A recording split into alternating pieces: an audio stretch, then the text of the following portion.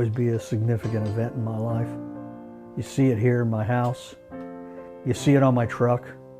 The stickers will come off. I'll let go some, but you really won't ever totally let go because it's a part of you, always will be. The crew will always be a part of me, as I them, again, for what we share. And the ship will always be our ship.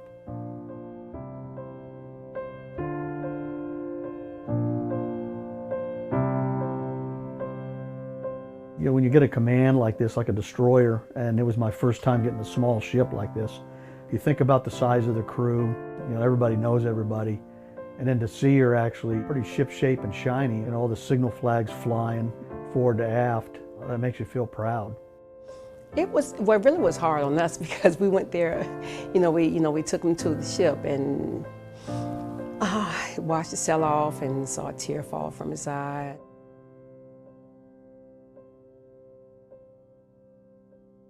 The morning before the attack, we had just successfully transited the Suez Canal. We had orders to refuel and take on over 200,000 gallons of fuel. Some of the crew, before we even deployed, felt nervous. It was maybe because it was their first time deploying. Some experienced sailors also felt some bad vibes, don't know why. But I think it's like that in life when you get this gut feeling sometimes that something ain't right.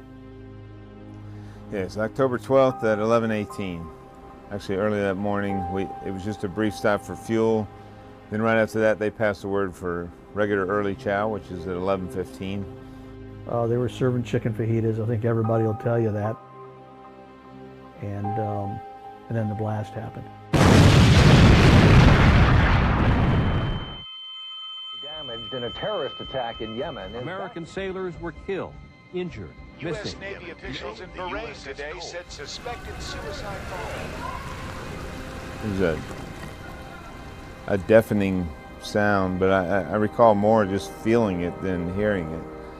The pressure of it knocked me back in my chair, and along with that, all the lights went out. The next thing that I can really recall from the blast is just this putrid, kind of acrid smoke.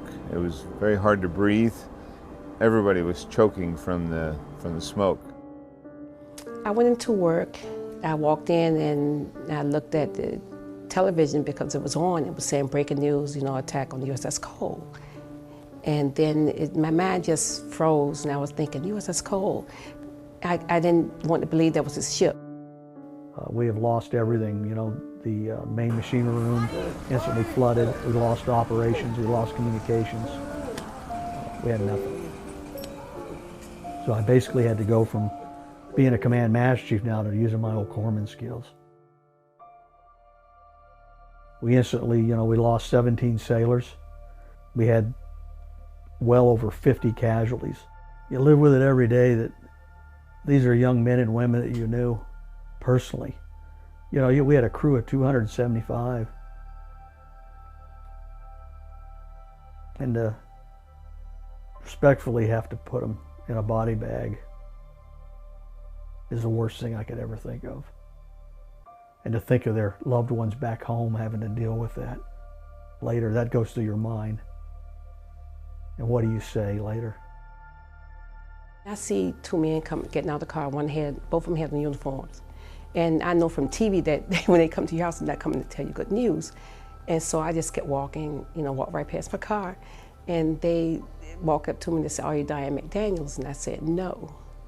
And they asked me again, and I said, "Yes," because I just didn't want to know. So we went back up, and that's when they told me that he was missing. And then the guy, he had walked toward the back of the apartment, and he came back in, and he said, he came back to me, and he said, "Miss McDaniels," he said, "I have to tell you that your son is dead." And I said, "How can he be dead?" Because you just told me he was missing. And they said that he had been identified as being dead. So that's how we found out. It's October 12th in the evening. Yeah, he had died. A kid I stood watch with every day,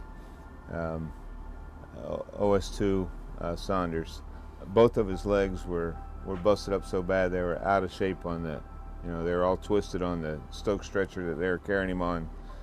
And still the same cheery personality. He gives me 2 thumbs up and says, "They're taking care of me, Master Chief," as they were as they're carrying him off on a Stoke stretcher.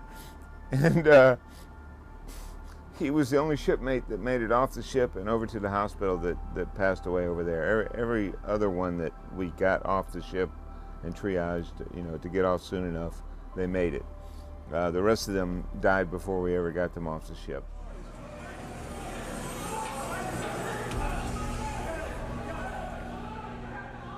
You know, we had no food stores, no food, potable water's gone. Even in things like you don't think about as heads.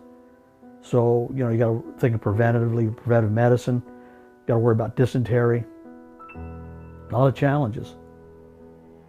And then you got the enemy on top of that. You still have to worry about. You know, we had to respect each other's decisions and follow orders from junior people, and we did that. And that's what I really feel saved the ship, because even chiefs were following orders of junior enginemen that knew what they were doing, so we could get the right thing done to save our ship and our shipmates. We almost lost her, and she would have been laying on her port side sunk. Once we got through all that and getting all the bodies off, it took about 12 days.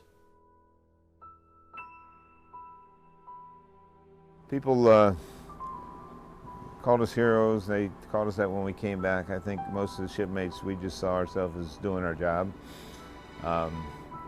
It was sailors being sailors. I think that's good to keep the story alive, and it's a lesson learned. I'm glad he did what he did as far as serving, because that's what he wanted to do.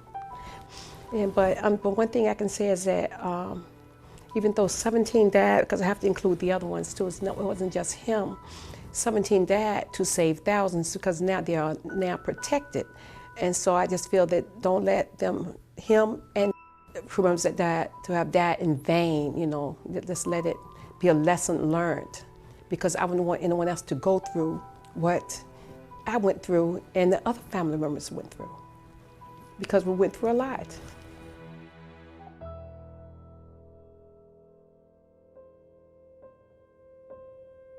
When I left her, she was on stilts down in Pascagoula with big holes in the side of them, removing the main engines, repairing the 40 by 60 foot hole in the side with the American flag flying aft. That's the way I had to leave her. I was saddened. I would have never thought in my life that I'd have to go through something like that. But when she was fixed, put back, it was pride. Because we told them son of a bitches that we were not defeated and that we were coming back. And she's out there just like other destroyers, serving and doing their job, doing what they're trained to do, so I can be safe at home here in North Carolina.